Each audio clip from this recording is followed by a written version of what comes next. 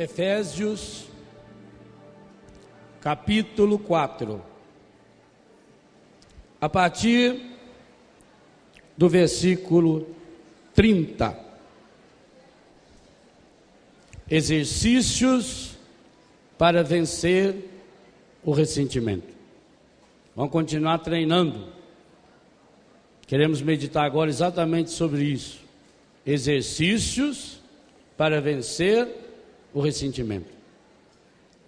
No primeiro momento da manhã nós falávamos de 3 exercícios.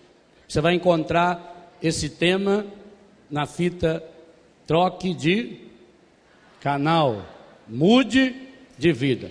E a continuação, exercícios para vencer o ressentimento. Quais foram os 3 primeiros mesmo? Renunciai à mentira. Segundo, pegar o boi pelo chifre. Você já notou que quando o pernilongo morde a gente, morde e pica, a primeira coisa que você faz é ir com a mão no lugar? Quando a abelha vai lá e pica você, você vai com a mão e espreme para sair o... Observe que o veneno da abelha dói muito mais do que a picada. Não é assim? O ressentimento é veneno. Aquela situação, aquele problema, aquela palavra foi a picada da abelha. Tem gente que tem alergia à picada da abelha. A abelha dá uma picadinha, fica 15 dias. Às vezes tem que ir para o hospital na maca. Mas também tem isso que é porque é mole mesmo. Veneno da abelha dói mais do que a picada. A picada é a mágoa, o ressentimento é o veneno. Então, é preciso assumir fazer o bem com as próprias mãos. Terceiro passo, terceiro degrau, terceiro exercício. Nenhuma palavra má. Por exemplo, qualquer palavra que alguém estiver falando agora aí, é má, porque está atrapalhando o irmão de ouvir. Não é má? É má. A gente peca gravemente dentro da igreja. Você já está atrasado, então vem quieta. Não fala nada. Vem quietinho, vem disfarçando. Quarto exercício. Eu acho São Paulo espetacular por isso. Como eu dividi em 7, eu não, ele, né? Eu só fiz o trabalho de montar o esquema. O centro, que vale para os 3 primeiros que nós já aprendemos, e para os 3 que nós vamos aprender, é espetacular. Porque coloca o cerne da questão aonde ela precisa estar, e que, se vocês observarem bem, tem sido a grande insistência que o Padre Jonas tem feito Brasil afora, e que está, de um modo muito claro, refletido no livro Reinflama o Carisma, e no livro Se Ensina ou Não. Por que esse quarto exercício se expressa de forma muito linda nesses 2 livros do Padre Jonas? Reinflama o Carisma significa que eu preciso retomar a ação do Espírito Santo em minha vida. E o Se Ensina ou Não, eu preciso mandar embora aquilo que entristece o Espírito Santo. Leia aí o quarto exercício, o quarto conselho que São Paulo nos dá, a partir do versículo 30. Não contristeis o Espírito Santo de Deus. Diga para quem está do seu lado.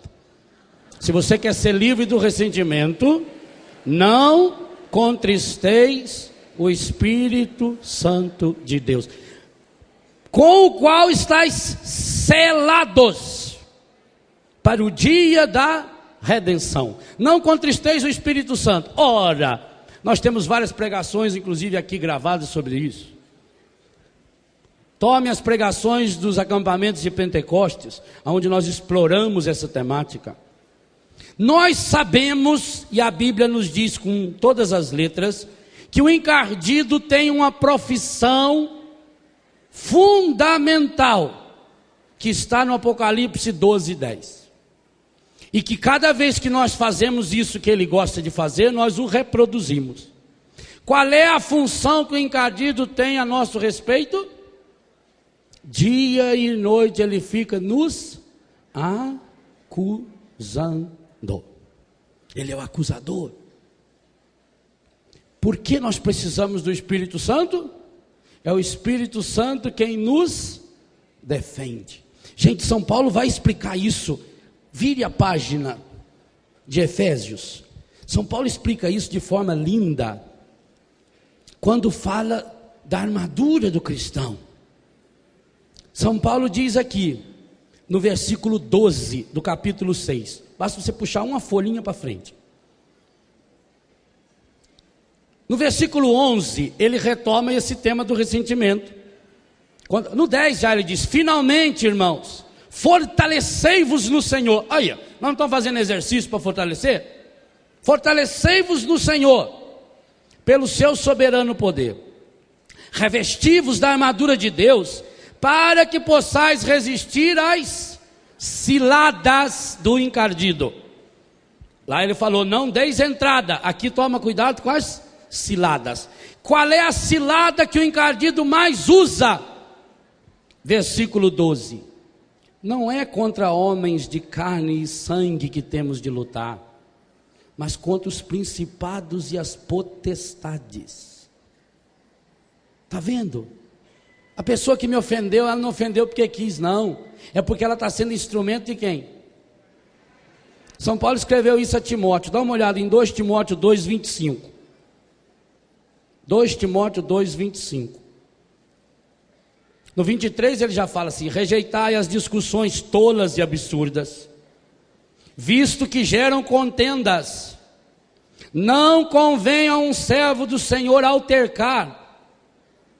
Bem ao contrário, seja ele condescendente com todos, capaz de ensinar, paciente em suportar os males, com brandura, que deve corrigir os adversários, na esperança de que Deus lhes conceda o arrependimento e o conhecimento da verdade, e voltem a si. Olha que coisa espetacular!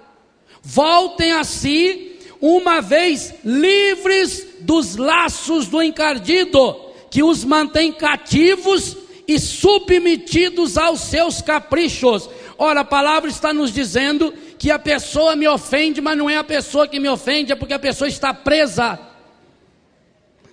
E por isso, meus irmãos, esse versículo 30 eu acho espetacular. E eu já afirmei categoricamente aqui que quem não tem Jesus jamais será curado dos seus ressentimentos.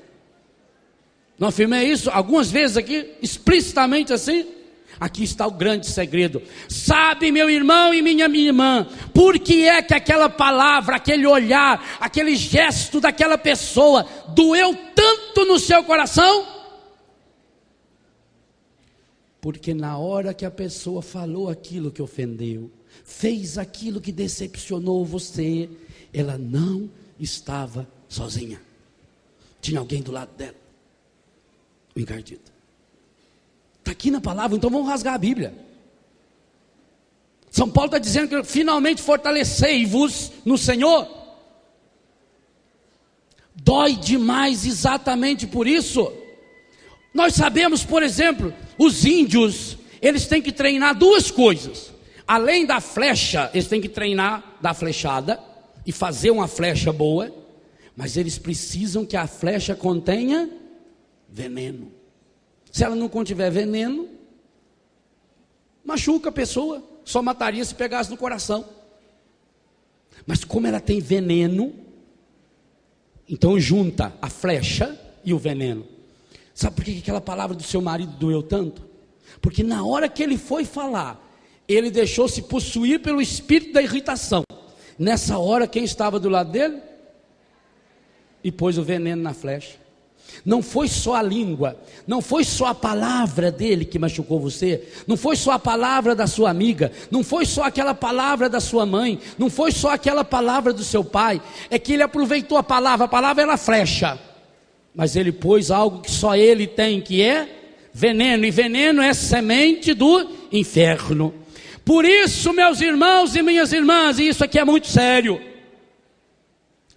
quando nos colocamos como barreira, ou quando nós colocamos uma barreira na ação do Espírito Santo em nossa vida, não tem como vencer o ressentimento. Porque vencer o ressentimento é estar numa batalha espiritual profunda. E isso é teologia pura da Igreja Católica. Está aí nesse tema que nós estamos a exaustão desde sexta-feira partilhando com vocês. Vocês sabem o quanto eu gosto de brincar até com a Bíblia, de ler vários textos da Bíblia, mas que eu fiquei firme nessa quinta pregação que eu estou fazendo com o mesmo capítulo e os mesmos versículos, para que isso entre no nosso coração, porque nós estamos numa batalha espiritual.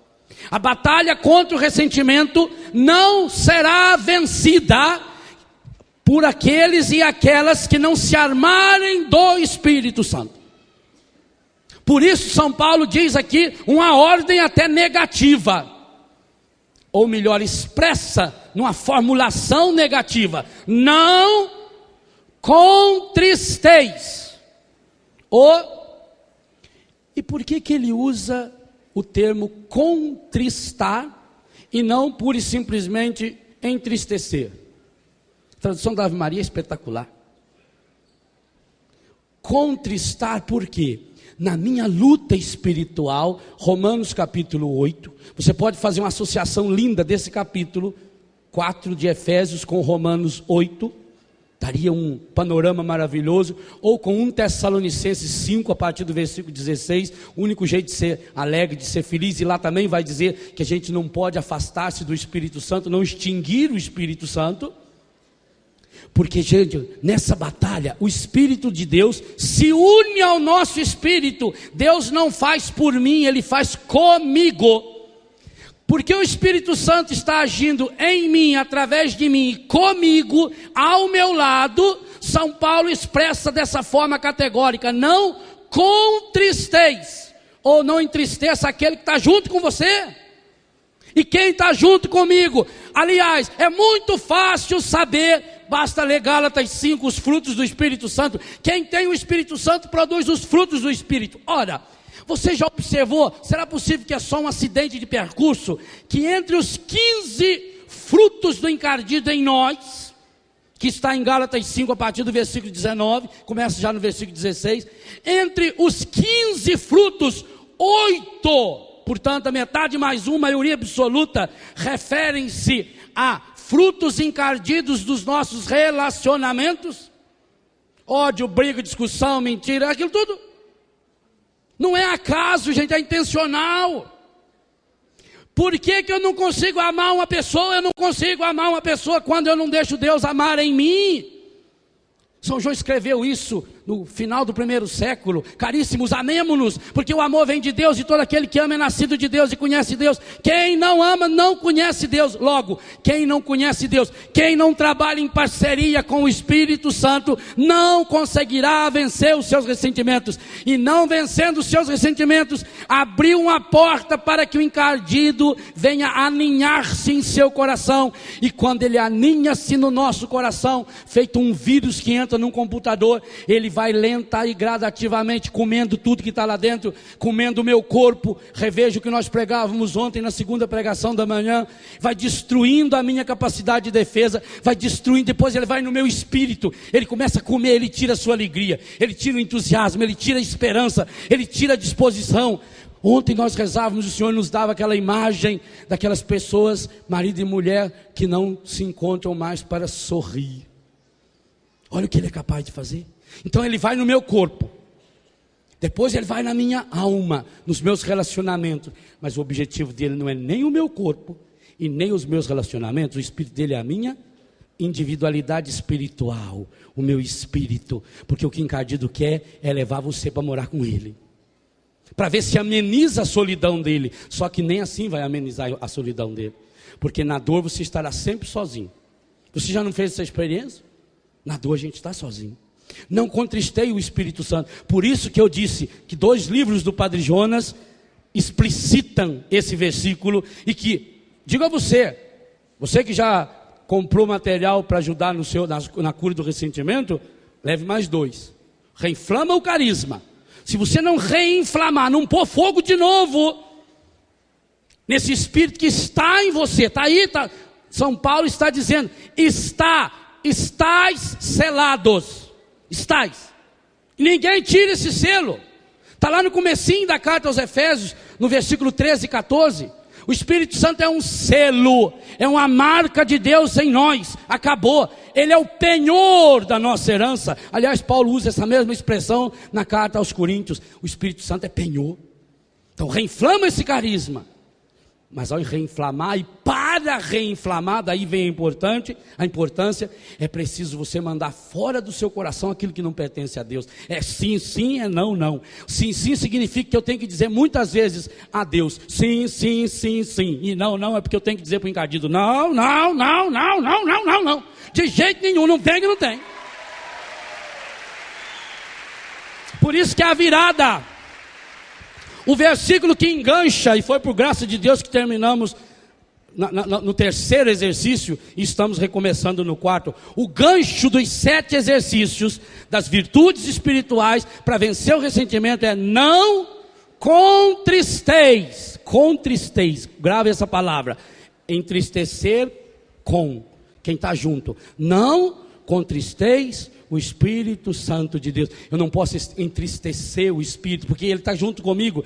E já que o encardido é o acusador, dia e noite está nos acusando, Apocalipse 12, 10, Ele é o Paráclitos, Ele que me defende. Meu irmão, minha irmã, comece a clamar o Espírito Santo para defender você, não só quando você for num tribunal, não só defender você contra aqueles ou aquelas que são de outras doutrinas. Você tem um defensor para defender você contra a ação do inimigo nas pessoas que estão ao seu redor, porque o inimigo sabe, ele não vai tentar você através do Mike Tyson.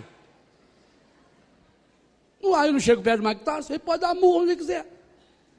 Ele vai tentar a mim através de alguém que vive comigo, da minha mãe, do meu pai, do meu marido, da minha esposa, do meu irmão de comunidade, daquela pessoa. Por quê? Porque na convivência a gente descobre que todo mundo é normal. Só existe ídolo de longe. Chega perto da pessoa, conversa com os consagrados meus aí, o Éder, Vanderlei, eles convivem comigo. Eles entram no meu quarto quando eu estou com a cara amarrada, com raiva, vontade de esguelar alguém. É convivência. E só assim que a gente sabe que é amado. Se eu não mostrar quem eu sou, como é que eu serei amado? Aí as pessoas vão amar a imagem que tem de mim e não me amam. Ora, bola. É o grande problema dos ricos. Os ricos nunca sabem se a pessoa ama ele ou o dinheiro dele. Só tem um jeito. Fica pobre, mas não quer ficar pobre, morre sem amor. Muito mais difícil. Então o encardido vai usar quem? As pessoas que convivem comigo. E aí ele faz uma coisa medonha. Você convive com a sua mãe, por exemplo, desde que você nasceu, antes de nascer na barriga dela, está no livro Homens e Mulheres Restaurados, as orações lindas que Deus foi nos inspirando durante a concepção, a gestação, o nascimento. Pegue aquela história toda linda que aconteceu. Quantas noites a sua mãe não dormiu, quando estava grávida de você. Olhe para uma mulher grávida, com todos os problemas da gravidez, um final de gravidez, às vezes sozinho, o frio, as estrias, as doenças que surgem no corpo, os incômodos. Tudo isso o encardido vai passando um pano, ele vai apagando. A sua mãe atender você quando você tinha 1 mês, 2, 3, cada dia, foram 24 horas. Ela inclusive deixou de ser esposa do seu pai por sua causa durante um bom período. Quantos pais ficam até tristes por isso? Ela se matou por você. Mas o encardido vai apagando, apagando, apagando. E aí o que você se recorda? Recorda da sua mãe quando você tinha 6 anos de idade. E um dia, porque você andou fazendo um monte de coisa errada, que você já esqueceu também, igualzinho a gente esquece os pecados para confessar, a gente esquece tudo o erro que a gente fez. Esquece que jogou uma pedra lá, que nem o Nelsinho fez aquela vez, jogou a pedra na cara da mulher lá. A gente esquece. Mas eu só lembro daquela mágoa da minha mãe, porque eu estava lá com meus colegas. E ela pegou e contou.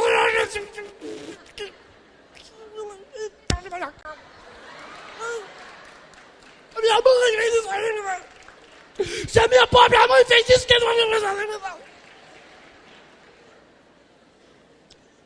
O encardido faz você trocar 6 anos, vezes 365 dias, vezes 24 horas, vezes 60 minutos, vezes 60 segundos, por 1/1000 de segundo que a sua mãe, num momento de lucidez e sabedoria, enfiou a mão na sua cara que você merecia mesmo.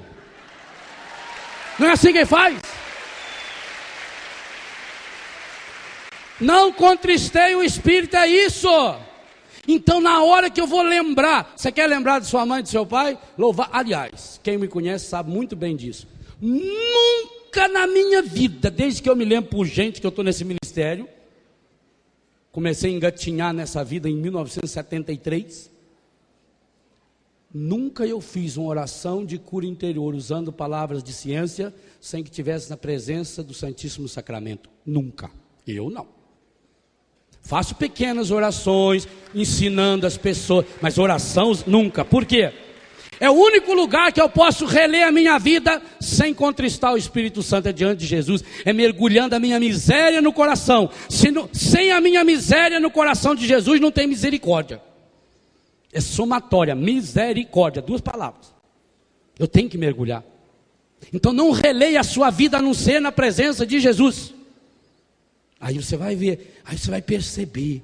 Então, não contristeis o Espírito Santo. Ele é o nosso Paráclitos, ele tem que nos defender. Gente, a arma que mais mata nós é aquela do dia a dia. É a língua daquela pessoa, é o jeito de olhar da pessoa, é o temperamento da pessoa. Ele vai mexendo naquilo. No começo você nem liga muito. Por que as pessoas dizem no namoro era de um jeito, depois que casou piorou? Não era igual, só que você nem via, você nem dava bola para aquilo, para aqueles defeitozinhos que a pessoa tinha.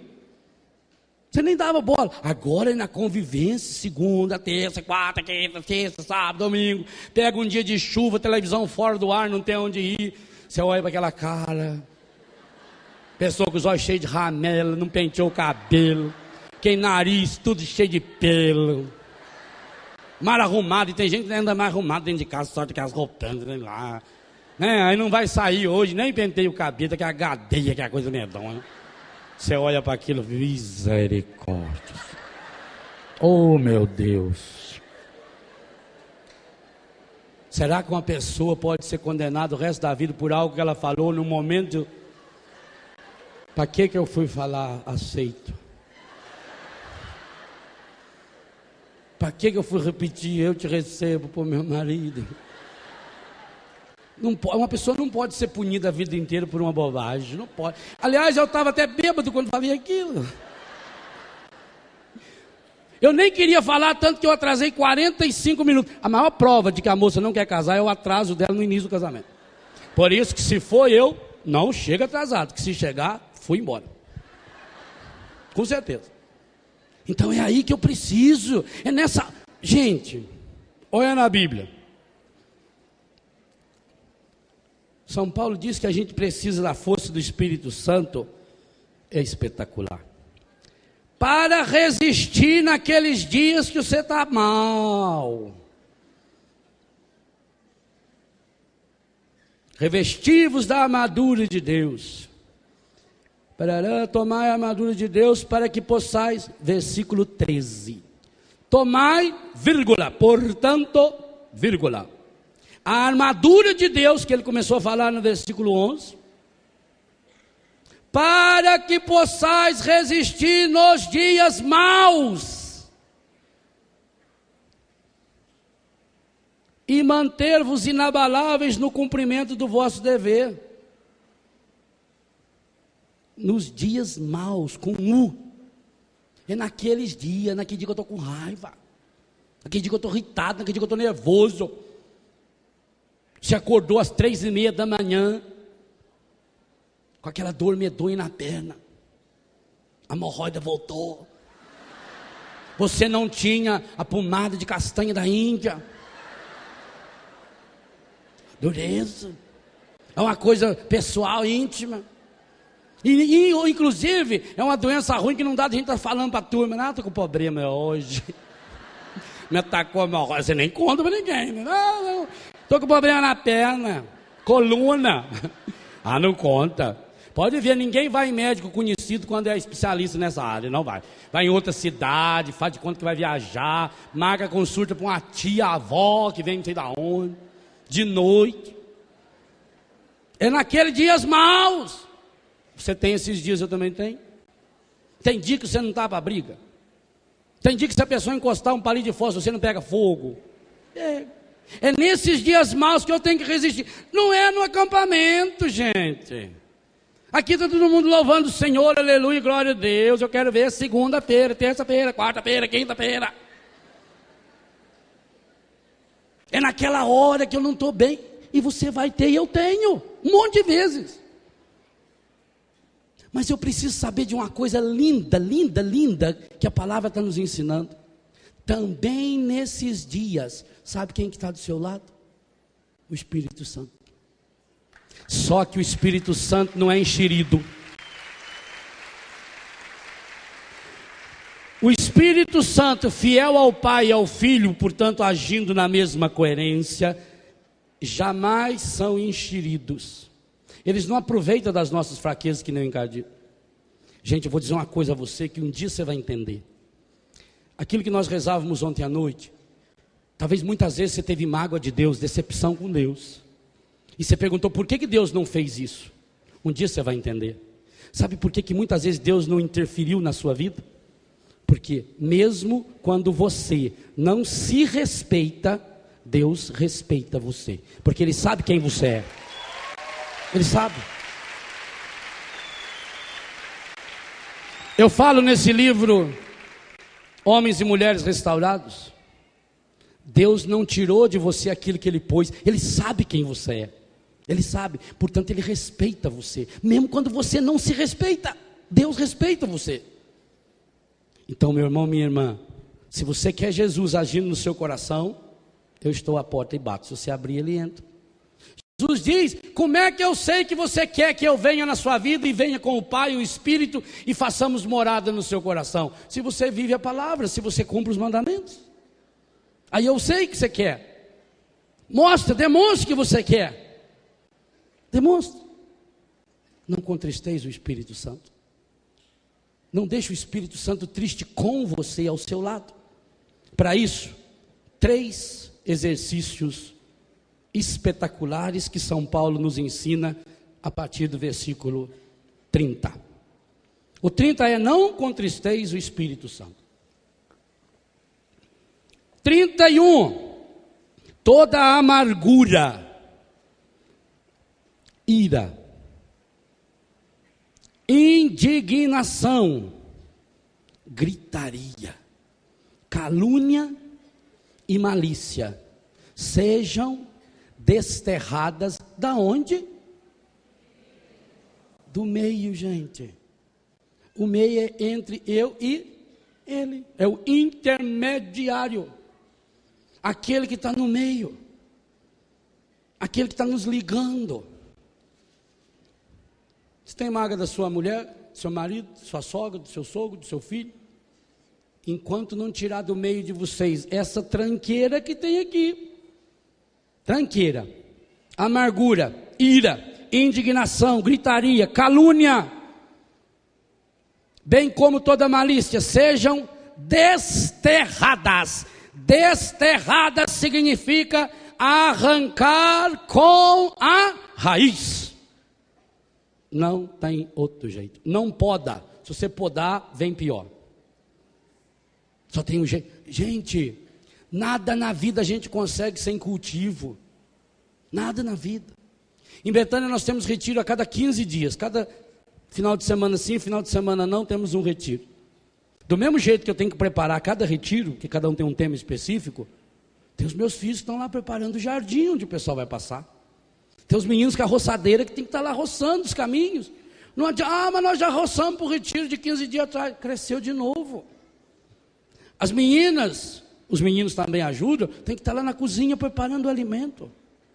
E vão preparar o alimento como? Tem que pegar a batata e tirar a casca e jogar fora. Não adianta que eu já arranquei a casca da batata do retiro anterior, eu tenho que arrancar nesse. Tem uma parte da fruta que está podre, eu tenho que cortar e jogar fora. Eu tenho que espalhar o feijão em cima da mesa e escolher um por um e tirar, arrancar, desterrar, tirar ali de dentro. Não adianta cozinhar junto e depois você pegar e tentar comer só o que é bom. Tem que tirar antes. Cada um de nós vai fazendo o retiro. aqueles que estão rezando, a Juscelia está preparando o crachá de cada um, preparando a habitação, acertando os nomes, assim é com todos, nós somos uma equipe que vai desterrando. Por isso que as pessoas chegam lá e podem caminhar, o jardim está limpo, o quiosque está arrumado, os apartamentos estão bonitinhos. Por quê? Porque alguém tirou o mal pela raiz, não tem jeito. Só é bonito se você cuida.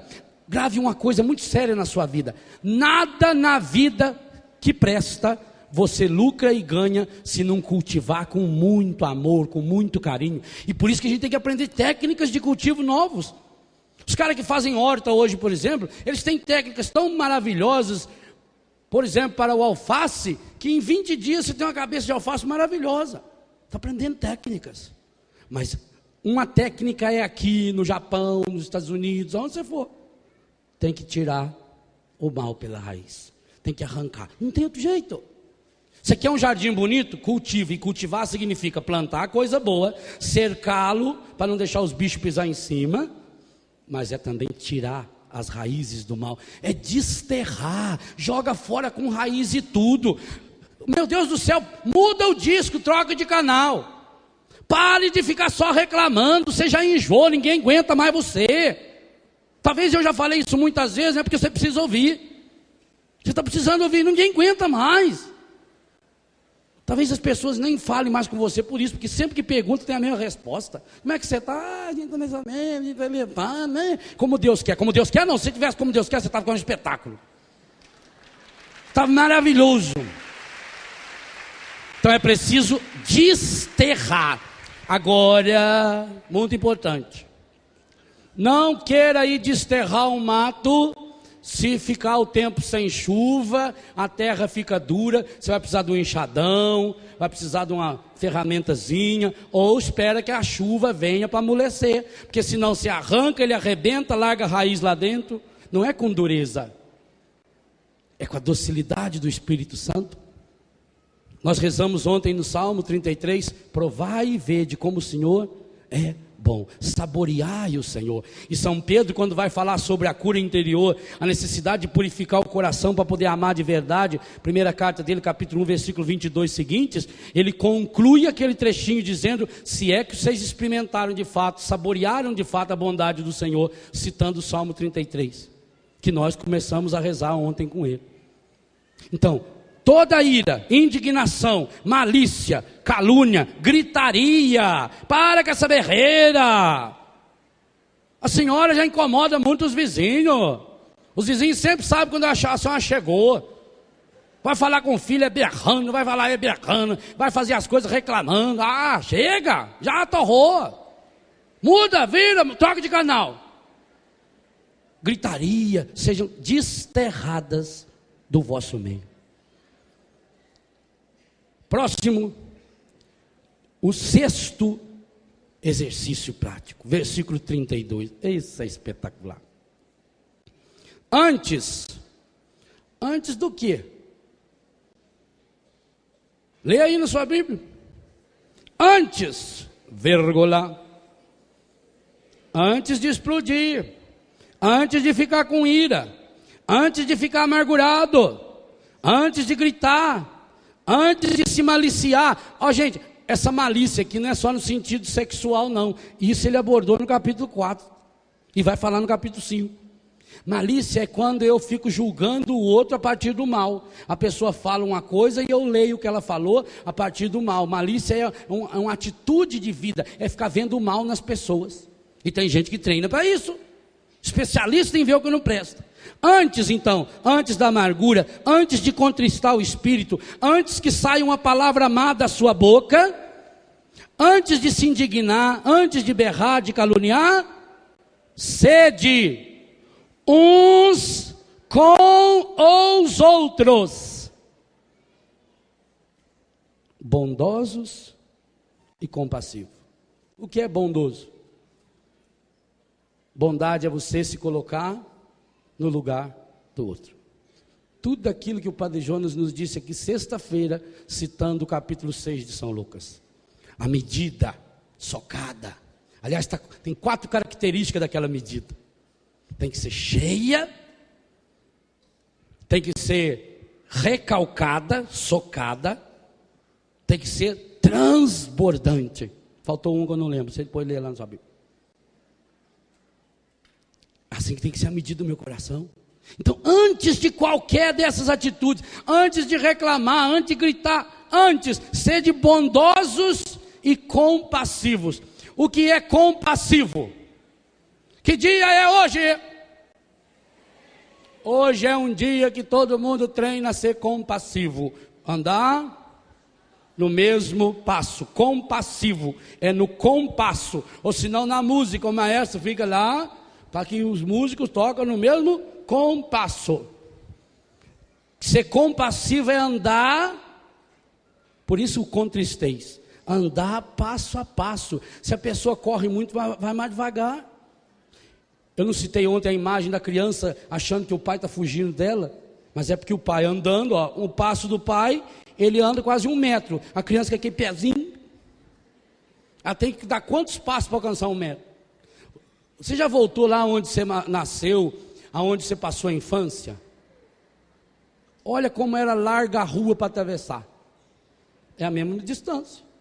Mas para a criança pequenininha, com aquele perninha pequenininho, para atravessar.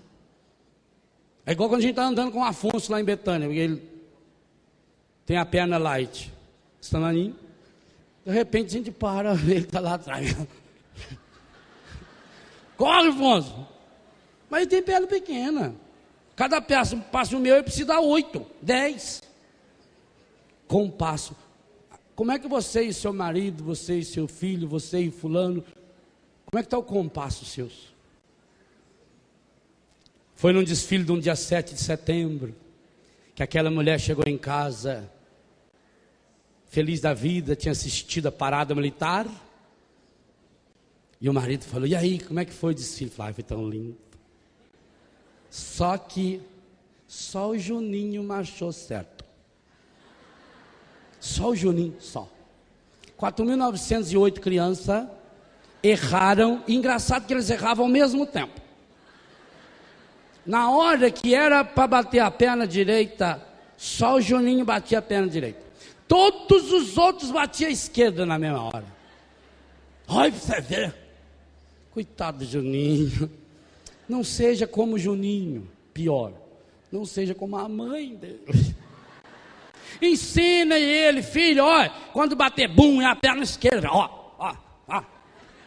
E a criança, ela vai olhando para ver se a mãe está vendo, ela vai lá.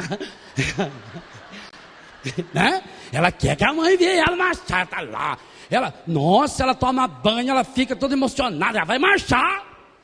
E põe a mão assim, a professora manda, faz, peita o cabelo, e vai, a hora que, quer ver a hora que passa em frente da bandeira, onde está lá o prefeito, governador, né? Parece que todo mundo só está olhando para ela, ela sente que é a única naquele sítio. Dá peitada no outro que ela está olhando ali, é assim. Na vida a gente é uma eterna criança desfilando no dia 7 de setembro. Até porque nós estamos a caminho da pátria definitiva, da onde a gente vai ser completamente independente, livre, soberano no reino de Deus. É para lá que a gente vai. É para lá que a gente marcha. Então vamos marchar junto no mesmo compasso. Muitas vezes, para marchar junto com alguém, é preciso sentar e esperar a pessoa chegar. Não é? É caridade também sentar e esperar. É caridade ir atrás.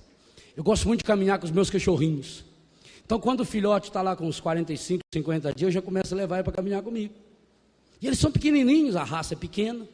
Às vezes eles ficam presos num buraco. Eu vou lá na frente e fico olhando de propósito. Começa a voltar os maiores para ensinar o caminho. Às vezes, gente, é impressionante. Como é que uma cachorrinha, ela estuda o trajeto, e aqui tem um pau deitado, ela pula 2, 3 vezes por cima do pau, aí o filhotinho não consegue pular. Ela volta, e ela dá a volta. Aí ele vê e dá a volta. Aí ficou o cheiro dela, ele vai passando. Os bichinhos fazem isso. Eu tenho umas 3 ou 4 que são minhas companheirinhas mesmo. Eles já sabem o trajeto que eu faço. Mas às vezes a gente muda de trajeto para descansar, não é? Para pegar um morro diferente. Então quando chega na encruzilhada, o caminho vai para lá, para cá, eles estão correndo na frente, chega lá, eles param e ficam olhando, gente. Eles andam comigo no meu compasso. Quando você pega uma ladeira que você desce mais rápido, eles vêm da minha. Quando é um morrinho, eles sobem e ficam olhando. Falando, vem. Estou esperando você, vem. Como é que eles sabem já não é para andar com a gente? Eles vão lá na porta do quarto chamar. Eles sabem. Eles vão atrás, porque eles aprenderam a andar no compasso. E outra, quando se treina a andar no compasso, nunca mais esquece. Eu passo um mês sem vir aqui em Lorena, eu chego aí na casa, eu dou um assovio, os 2 cachorrinhos vêm e ficam o resto do tempo andando comigo. Isso em Curitiba e nas outras casas todas. Em Foz. Como é que eles sabem? Como é que eles acompanham a gente? Porque treinou. Ô meu irmão, se um cachorrinho é capaz de fazer isso, quanto mais um filho, o marido, a mulher. Marido e mulher, por favor, treina a andar no mesmo compasso. Não adianta você ir lá na frente, já que está lá, volta para buscá-lo. Mesmo se ele estiver no boteco, volta para buscá-lo. Mesmo se ele tiver caído, volta para buscá-lo. Pai e mãe, volta para buscar o filho que foi caído lá atrás na droga. Tem jeito, volta para buscar. Talvez porque você andou rápido demais. Volta para buscar. Vai de novo até ele. Andar no mesmo compasso é isso.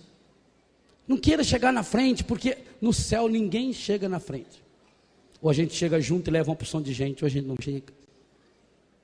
Bondade é isso, eu me colocar. Primeiro eu preciso me colocar no lugar do outro. Meu Deus. Olha, gente, quando eu escuto as histórias de muitos filhos e filhas de Betânia, eu fico pensando assim, olha, meu Deus, no lugar dela, eu teria feito muito pior. O menor problema deles, às vezes, é uma droga. Vai escutar a história de um... Eu fui uma vez celebrar na penitenciária, cadeia, né? Um presídio, em Tijucas, e pude conversar assim com uns 10, 15 presos, nós fomos, depois voltamos a celebrar no Natal. Você começa a escutar a história dele, meu Deus, tem muita gente sofrendo no mundo, gente.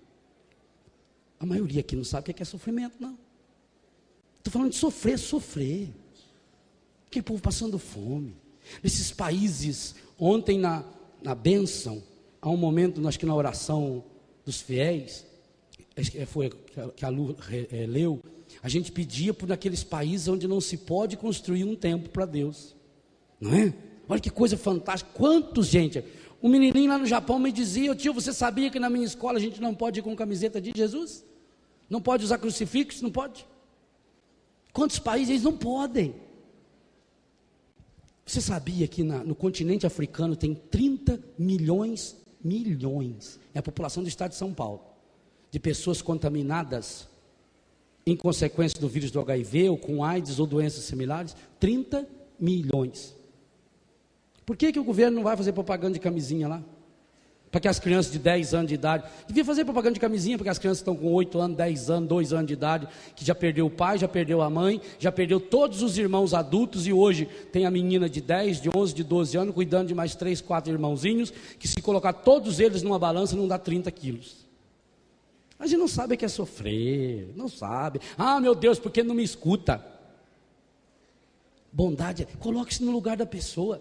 Se você tem a graça de Deus de não ter esse problema, louvado seja Deus, mas tenha coragem de, ao menos espiritualmente, se colocar no lugar dessa pessoa.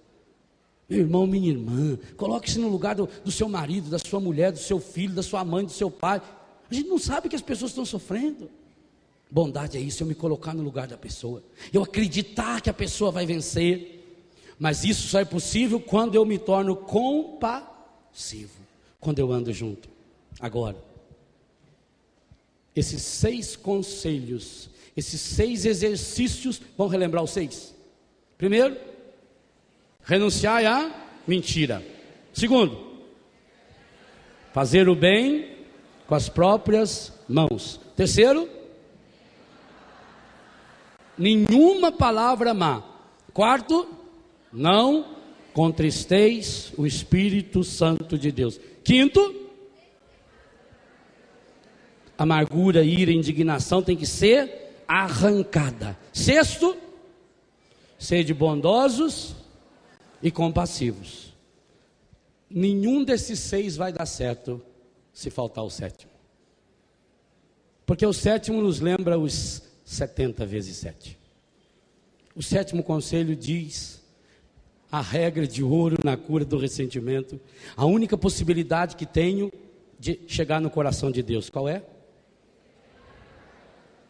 Perdoar não é só isso que está aí não, lê todinho. Está explícito, está completo. Esse versículo é completo, leia-o bem alto.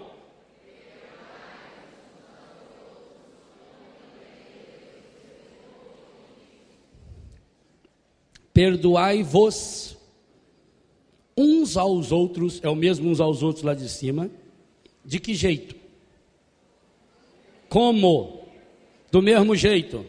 Da mesma forma que Deus vos perdoou. Aí o segredo. E esse segredo é, e eu disse já, nenhum dos 6 anteriores funciona se não colocar esse exercício em prática. Veja, eu já dei o nome dessa pregação, são exercícios práticos, exercícios na luta contra o ressentimento, exercícios práticos para se chegar ao ressentimento. Exercício significa que eu tenho que exercitar o perdão. Perdão se exercita. Perdão não é um sentimento, gente, e a maior prova de que perdão não é um sentimento é a cruz de Jesus. Ele mesmo disse o que ele estava sentindo. O que Jesus estava sentindo? Ele sentia vontade de não ter aquela cruz. Ele falou: Pai, se possível, afasta de mim esse cálice. Perdão não é sentimentalismo. Perdão é uma decisão. Perdão é retomar a minha vida. Em primeiro lugar, o perdão que eu dou aos outros, ele serve para mim.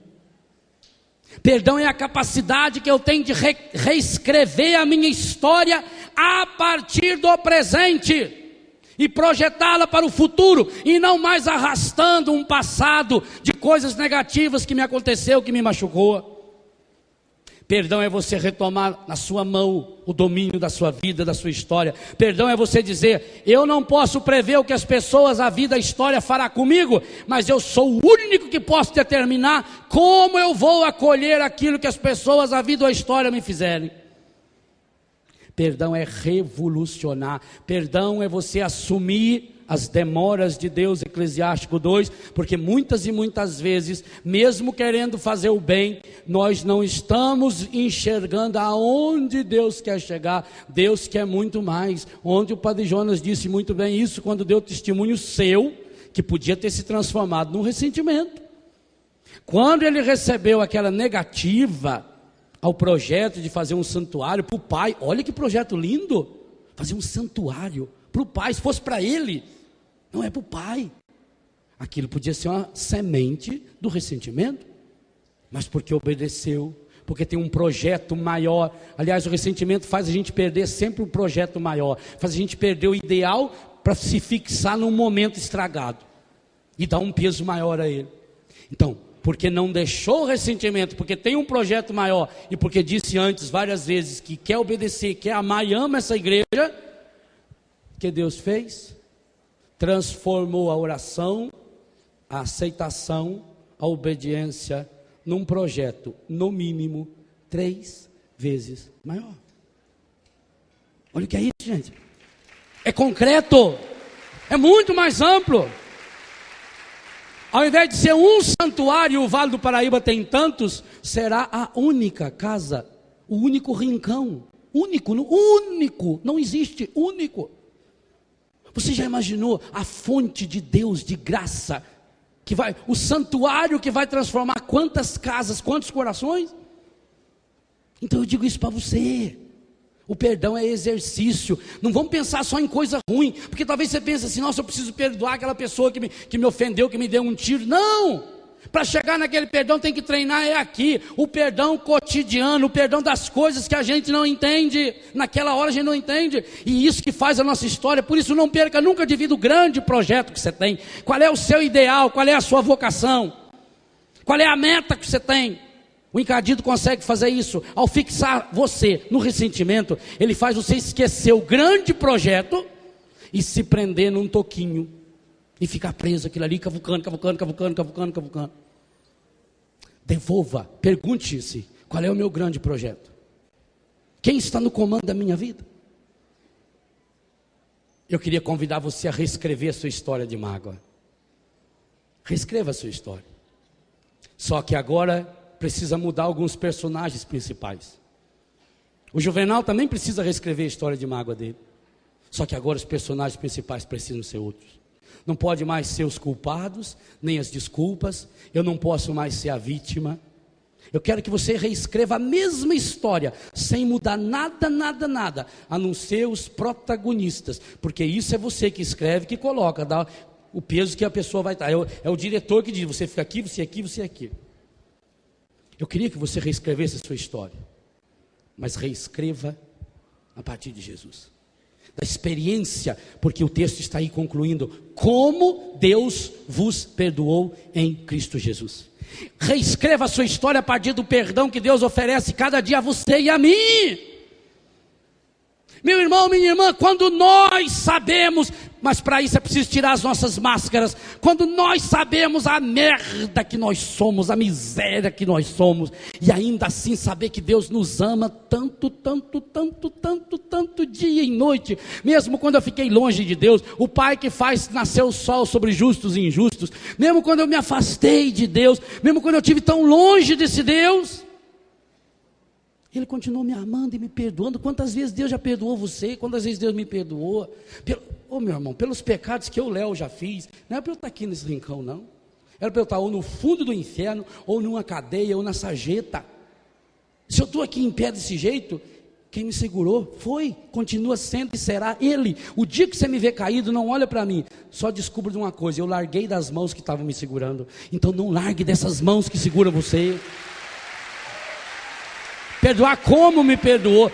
Cada vez mais eu preciso ter essa consciência. Deus me perdoa, Deus está me perdoando. Agora Deus está me perdoando, está perdoando você. Perdoar, e eu explico bem isso no texto, perdoar é dar-se, amar, dar. Perdoar quando? Sempre. Quantas vezes? O Pedro, até quando viu ele falando de 7 vezes, o Pedro chegou e falou, porque o Pedro era muito legal com Jesus. Falou, Senhor, eu entendi bem direito o que o Senhor falou. Você falou que tem que perdoar 7 vezes. Jesus falou, não te digo 7. Falou, bom, 70 vezes 7. Falou, minha nossa, delirou. 70 vezes 7. E não tem outro jeito. Por isso que é o número 7 aqui dos nossos exercícios espirituais para a cura do ressentimento. É perdão.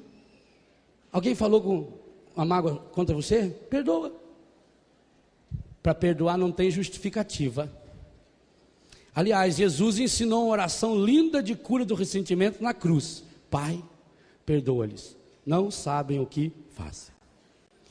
Jesus na cruz é o perdão explícito, o perdão concretizado. Jesus na cruz é a vitória de Deus sobre todo o ressentimento da humanidade. Agora, ou você perdoa, ou Deus não vai. 3 coisas você não consegue, segunda palavra, se você não perdoar. Primeira coisa, logo no finalzinho do Pai Nosso, no capítulo 6 de Mateus, diz, se você não perdoar, o Pai também não perdoa você. E isso também está lá no capítulo 18, versículo 35, que o Padre Jonas citou aqui na sexta-feira à noite. Do mesmo modo, o Pai vai tratar você, se você não perdoar, de todo o coração o seu irmão. No capítulo 18 de Mateus, inteirinho, é o capítulo do perdão. Então, primeira coisa, se eu não perdoar, eu não serei perdoado. Segunda coisa, Marcos capítulo 11, a partir do 25. Se você não... Aliás, eu quero ler esse texto. É um versículo curtinho. Evangelho de São Marcos, capítulo 11, versículo 25. Então, primeira coisa que, se eu não perdoar, Deus não me perdoa. Segunda coisa, está aí. E quando vos puserdes de pé para orar, em casa, na igreja ou no rincão, perdoai, se tiverdes algum ressentimento contra alguém. O para é importantíssimo, que também vosso Pai que está nos céus vos perdoe os vossos pecados. Mas, todavia, porém, contudo, se não perdoardes tão pouco vosso Pai que está nos céus, vos perdoará os vossos pecados. E é muito legal que ele usa aqui o plural para céu. O vosso Pai que está nos céus, significa que está em todo lugar, e todo lugar que o Pai chega, ele vai virando em céu. Se você quer que a sua vida vire céu, leve o Pai para lá, porque senão vai ser aquele inferno que você está vivendo até hoje. Não tem outro jeito. Primeira coisa, se eu não perdoo, Deus não me perdoa. Não tem nada substitutivo. Volto aqui no livro Sim, Sim, Não, Não. Não existe uma prática substitutiva. Porque fizeram mal para você, você vai ter que fazer uma oferenda, você vai ter que tomar um banho, você vai ter que matar uma galinha, você vai ter que entrar de ré, não sei aonde, nada. Jesus disse uma condição, vou usar um termo latim bonito, sine qua non, uma condição sem a qual não, impossível. Se eu não perdoar, Deus não me perdoa. Ah, padre, é difícil perdoar. Azar o seu. Perdão é decisão. É acreditar que o bem é maior. É difícil para você? Então, olha para quem ocupou o seu lugar, se foi fácil. Foi fácil para Jesus? Gente. Leia o livro A Paixão de Cristo segundo o Cirurgião, um texto de Pierre Barbet. Sofrimento de Jesus, uma coisa medonha, horripilante. Tem gente que não pode nem ler, que vomita. É medonho. Como ele perdoa? É difícil, eu sei que é difícil. Fosse fácil, o mundo se fazia. Fosse fácil, o mundo vendia. Ainda cobrava caro, vinha com marca ainda. Perdão com a marca tal. Ah, isso é mais importante, tem um perdão com a marca tal. Por isso o mundo não sabe. Não sabe, não pode. Primeira coisa, se eu não perdoar, eu não serei. Segunda coisa, se eu não perdoar, Deus não escuta a minha oração. Hoje a Luzia perguntou, você acredita que Deus está ouvindo sua oração? E você disse, sim, muito bem, desde que esteja perdoando. Porque se não tiver perdoado, Deus está com os dois ouvidão tapadinhos. Desligou o aparelho. Que ele tem lá aqueles aparelhos de tradução simultânea. Que você imagina, tem gente rezando aqui em português, tem gente rezando em japonês. Como é que chega isso lá para ele? Então, e você sabe quem que faz a tradução simultânea? Sabe quem é? Nossa Senhora. É? Ela faz. Ela fala francês, apareceu lá em Lourdes. Ela fala espanhol, em Guadalupe. Ela fala hebraico, aramaico, ela entende o grego, ela morou em Éfeso junto com São João, que escrevia em grego. Tchastokova, ela foi lá, ela fala polonês. Ela fala português. Falou ainda com sotaque lusitano. Esteve em Portugal. E ela traduz tudo. Por isso que você tem que ser colega dela. A mãe sempre fala para o pai.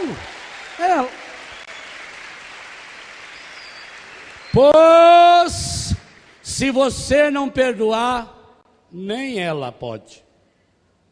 Porque Deus desliga o aparelho. Terceira coisa. Não adianta você fazer uma grande oferta, você fazer uma doação para compensar a falta de perdão. Porque São Mateus disse que, São Marcos também, mas São Mateus explicitamente, se você tiver para fazer sua oferta, lembrou, larga a oferta lá, vai reconciliar e vem terminar de fazer essa oferta. 3 coisas. Se você não perdoar, Deus não perdoa você, Deus não escuta a sua oração, Deus não aceita a sua oferta. Portanto, só tem um jeito: perdoai-vos como o Senhor uns aos outros, do mesmo jeito que o vosso Pai perdoou você e a mim, na pessoa de Jesus, como Jesus. E aí, gente, nós temos que terminar essa pregação olhando para aquilo que o Pai mais tem, o rosto do Pai. Quando aquele menino se afastou, poderia ter causado uma mágoa muito grande no pai. Aliás, ele, humanamente falando, teria causado. Ele falou para o pai, me dá a parte da herança. É como se ele dissesse para o pai, para mim o senhor está morto. Olha que menino, ofendeu o pai. Pegou a metade da fortuna, foi para um país distante. Gastou tudo. O irmão ficou cheio de mágoa. Ele dissolveu tudo numa vida estragada.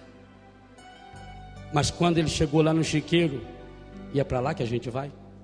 Você sabia que o porco é o único animal ao lado do ser humano que se queima no sol? Único. Talvez seja por isso, porque quando eu deixo o sol se pôr sobre o meu ressentimento, eu me queimo também na porcaria que o encardido prepara para mim. Foi lá que o menino foi, lá no chiqueiro. Não tinha mais amigo. Quando você chegar no chiqueiro, não vai ter mais amigo, não. Sabe aquele amigo que gosta de transar com você? Que gosta de usar droga com você? A hora que você estiver no chiqueiro, ele está longe de você. Ninguém vai para o chiqueiro com você. Por isso que quando a gente se sente sozinho, quando a gente sabe que está no chiqueiro, a gente está sozinho. Mas lá sozinho no chiqueiro, aquele menino caiu em si. E caindo em si, ele se lembrou do quê? Na casa do meu pai. Ah, que coisa espetacular. O que fez aquele menino voltar não foi a miséria. O que fez aquele menino voltar não foi o chiqueiro. Quantas outras pessoas já estiveram no chiqueiro e não voltaram? O que foi aquele menino voltar, fez aquele menino voltar, foi uma certeza. Na casa do meu pai, eu vou achar meu lugar. Mal sabia ele. Ele voltou para pedir ao pai só um lugarzinho entre os empregados. E o pai pagou o ressentimento dele com uma túnica novinha que tinha mandado fazer, uma sandália nos pés, um anel no dedo e um boi gordo para fazer a festa. Faz sol maior aí. Diz para Deus hoje: alô, meu Deus, fazia tanto tempo que eu não mais te procurava. Alô, meu Deus, senti saudades tuas e acabei voltando aqui. Andei por 1000 caminhos e como as andorinhas eu vim fazer meu ninho em tua casa e repousar. Embora eu me afastasse e andasse desligado, meu coração magoado resolveu voltar. Diz para Deus: eu não me acostumei nas terras onde andei. Eu acostumei nas terras onde andei. Alô, meu Deus, fazia tanto tempo que eu não mais te procurava. Alô, meu Deus, senti saudades tuas e acabei voltando aqui. Gastei a minha herança comprando só matéria. Restou-me a esperança de outra vez te encontrar. Voltei arrependido, de coração ferido, mas volto convencido, este é o meu lugar. Diz para Deus: eu não me acostumei nas terras onde andei. Vai fechando os seus olhos e dizendo isso para Deus: acostumei nas terras onde andei. Repita para Deus: eu não me acostumei Nas terras onde andei, eu não me acostumei. Nas terras onde andei. São Miguel Arcanjo, defendei-nos no combate. Sede nosso refúgio contra as maldades e as ciladas do demônio. Ordena-lhe Deus, instantemente o pedimos. Estou a esperar